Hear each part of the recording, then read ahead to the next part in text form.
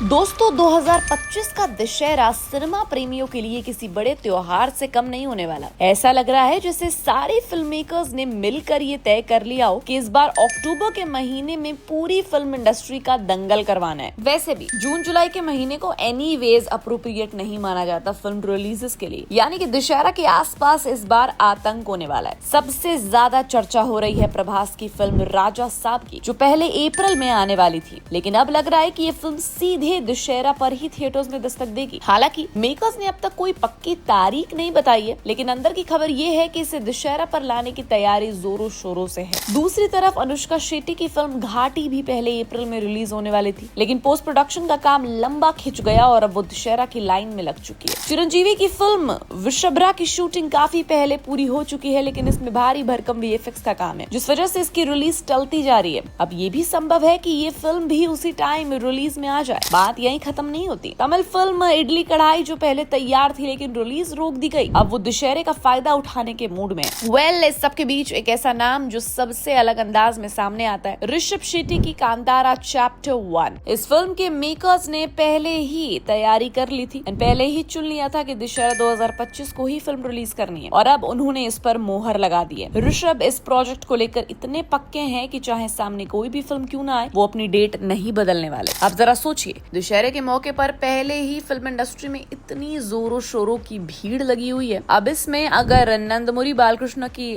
अखंड 2 जो सितंबर में आ रही थी, उसमें जरा सा भी देरी हो जाए तो वो भी इस टक्कर में शामिल हो जाए। अब सुनिए सबसे बड़ा धमाका, बाहुबली फिर से थिएटर्स में वापसी कर रही है। जी हाँ, एस राजामौली की ब्लॉकबस्टर फिल्म बाहुबली, जिसने 2015 में आते ही इतिहास रच डाला, अब अपने 10 साल पूरे होने पर दोबारा सिनेमा घरों में आने वाली है। अक्टूबर 2025 में इस फिल्म की री रिलीज होगी, और वो भी अब सिर्फ इंडिया में नहीं बल्कि इंटरनेशनल लेवल पर भी। मेकर्स ने कहा कि ये सिर्फ एक री रिलीज नहीं बल्कि एक सेलिब्रेशन होगा, जिसमें पुराने सीन्स तो होंगे ही, साथ ही कुछ नए खुलासे भी होंगे। और इस पूरे माहौल के बीच जो एक चीज और है दिलचस्प है, वो है अमीषा पटेल का किस्सा। उन्होंने हाल ही में इंटरव्यू में बताया कि संजय दत्त उनके बहुत अच्छे दोस्त हैं, और जब उनकी पत्नी मान्यता जुड़वा बच्चों से प्रेग्नेंट थी तो अमीषा ने उनके लिए एक बेहद प्यारा बेबी शावर ऑर्गेनाइज किया, और जब बच्चों का जन्म हुआ तो संजय और मान्यता ने सबको गिफ्ट में गीता और कुरान की कॉपी दी। ये उनके रिश्ते की खूबसूरती को दिखाता है। एक हिंदू एक मुस्लिम, और दोनों मिलकर अपने बच्चों को दोनों धर्मों की सीख दे रहे हैं। वैसे भी संजय दत्त की माता पिता की शादी भी एक इंटरफेथ